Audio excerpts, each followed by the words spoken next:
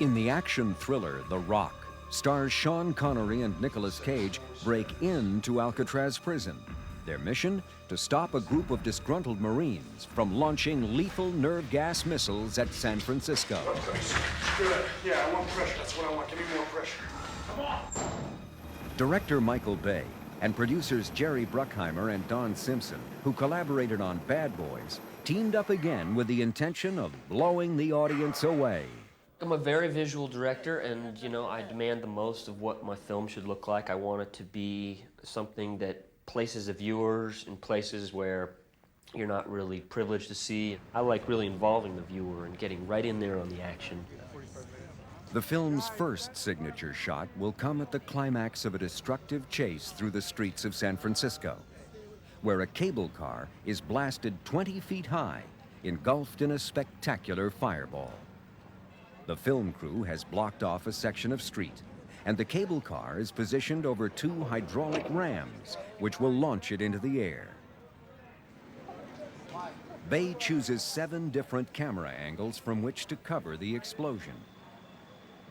With the cameras set, the street is cleared, and the crew members take their place. Ready and action!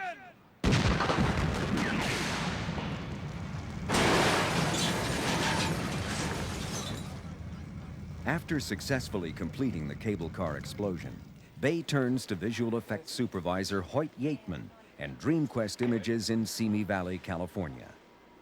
We were called upon really pretty much toward the end of the production to fill in that whole bottom area with fire and to remove most of the mechanical rigs that were used to actually do the stunt. Yateman and his digital artists duplicate the existing flames captured on film and position them beneath the cable car. The result is an explosive moment that sets the film off and running. But this is only the beginning. Bay is saving his best shots for later in the movie. The film's finale will rely heavily on digital technology. The script calls for 5 F-18 jets to come screaming over Alcatraz and drop one bomb as Nicolas Cage desperately tries to call them off.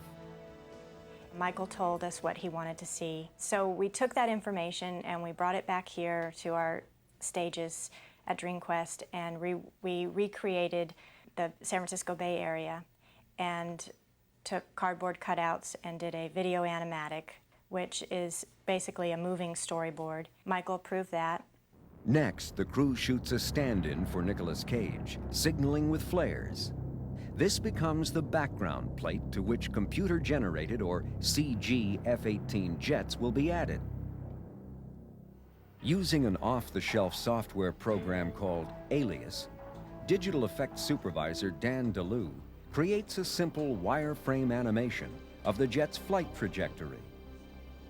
You'll start with the jets far away, and you just block in the basic motion of what the jets do.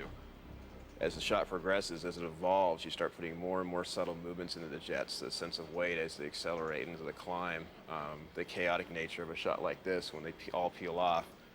In these early tests, the jets appear to fly through Cage's stand-in rather than over him, but they accurately portray the path of the planes for director Michael Bay's approval. 3D artist John Murrah is in charge of rendering the final F-18s. He works on a single jet, which will later replace each of the wireframe aircraft in a given scene. We went and we photographed a full-scale mock-up of an F-18, which is the jet that's used in The Rock.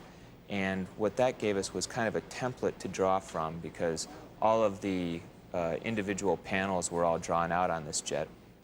Murrah starts with the wireframe. He takes the wing of the plane and brings it into a program called Studio Paint, where he applies texture from photographs of the mock-up. And here is our wing texture that we brought in. So we can actually go and apply that to the geometry itself, so actually kind of laying it on like a sheet. To further enhance the illusion of reality, Murrah looks at the wing from every angle and decides where to digitally paint in weathering and dirt.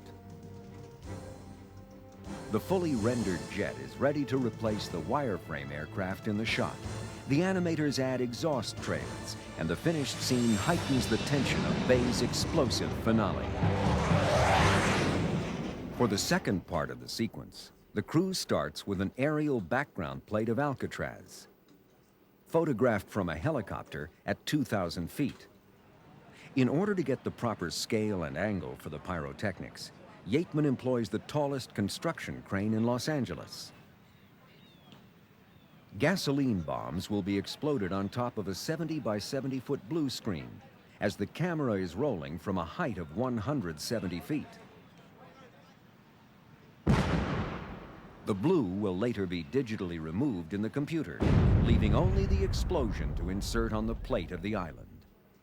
The film is sent back to Murrah at DreamQuest, where the images are composited or combined. The digital artists apply interactive lighting to simulate a shock wave on the island. Once the animation is approved, the fully rendered jet takes the place of the wireframe replica. As a final touch, the DreamQuest team adds rippling exhaust heat waves and a reflection of the explosion in the pilot's canopy. I think we get excited about the shots as much as anyone else does when we look at them, and we kind of get into it and say, let's make this the coolest thing we can, you know. So I think it's positive energy that makes them exciting for us. And I think those moments are the ones that we kind of live for. Hoyt Yateman and the team at DreamQuest Images have used a palette of visual effects to compose the rock's spectacular finale. And their work of art is on the screen. CQ1, green smoke, we have green smoke,